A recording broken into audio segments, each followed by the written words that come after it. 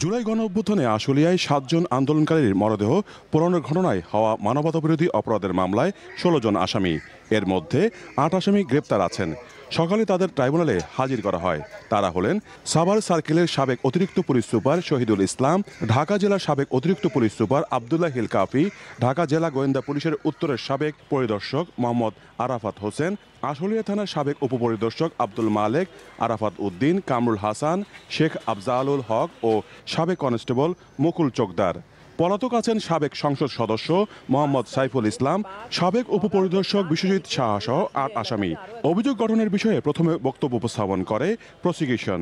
এখানে মূলত দুটি অপরাধ সংগঠিত হয়েছে, যেটি আন্তর্জাতিক অপরাধ ট্রাইব্যুনাল আইনের ৩-২ ধারায় বর্ণনা করা আছে।